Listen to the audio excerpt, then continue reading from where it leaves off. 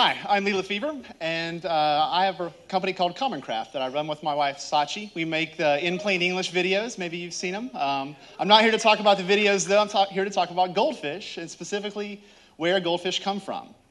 I was raised in a family that owns one of the bigger goldfish and koi hatcheries in the country. It's called Blue Ridge Fish Hatchery. It's in Kernersville, North Carolina, and I'm the proud son of a fish farmer. Blue Ridge is one of a handful of companies in the U.S. that raises goldfish and koi. Before we start talking about where they come from these days, let's go way back to where goldfish originally came from. Thousands of years ago, goldfish evolved from a type of carp in China.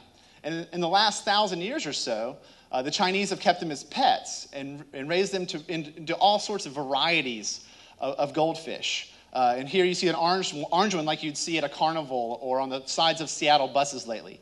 They all have the same thing in common. They live cold water. All the fish here are goldfish. You might notice the one on the bottom right there from Different Strokes. That was Arnold's fish, Abraham, also called a black moor is the name of that fish. My dad got into the fish business thanks to his grandfather, Daddy Barry. The story goes that he was selling frogs and needed goldfish to feed the frogs and eventually had more goldfish than frogs, so started selling goldfish. He eventually turned that into a company called Barry Water Gardens that was a pet distributor nationwide that also distributed fish. And my dad was raised as this company was being built, which is exactly where he wanted to be. He's the kind of guy who, from the moment he grew up, he knew exactly what he wanted to do with his life, and that happened to be raising and breeding goldfish, oddly enough. So in 1958, he founded Blue Ridge Fish Hatchery to do just that. These days, the company is run by my brother Randy and my uncle Rick. There's about 15 employees, and they play the fish are raised in mud ponds, and they look a lot like this. There's about 100 ponds in all in 5 farms across North Carolina and Virginia. They have mud bottoms. They're a few feet deep, and they're bigger than a basketball court, about an acre large. So that's what a fish hatchery looks like. One of the things you learn as the son of a fish farmer is that fish get trained pretty quickly. If you drive a four-wheeler or a truck to feed them in the same spot in a pond, they'll learn to listen for the sound of a motor coming and meet you at that spot to be fed. And one of the things about that is it makes them really easy to catch. So what you do is wrap a big wide net around the fish called a seine, scoop them up and put them in a truck and take them to our shipping facility, affectionately called the Fish House.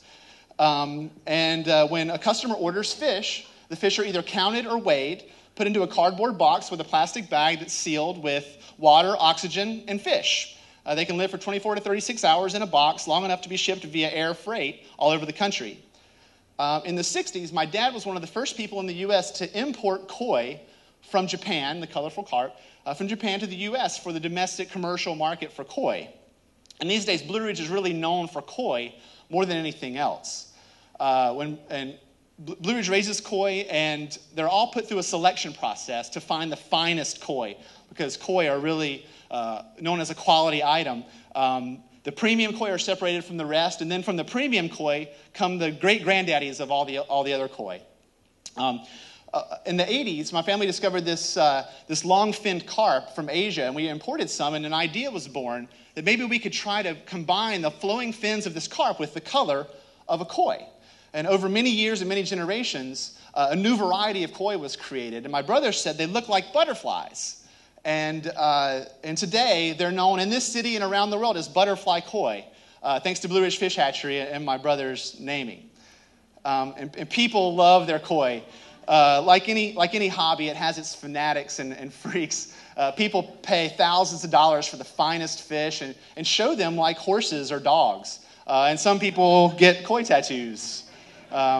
But that's really only the beginning of learning about fish. This was dinner conversation my whole life, so I took it for granted and thought it was normal to have fish ponds and snails and mud and frog gigging and all that kind of stuff, but apparently it's not that normal. So that's really why I'm here, is to give you a little window into where goldfish come from. And I hope the next time you see a fish, you can think about people in North Carolina who are trying to figure out what the future generations of koi and goldfish look like. That's it. I'm Lee Lefevre. Thanks.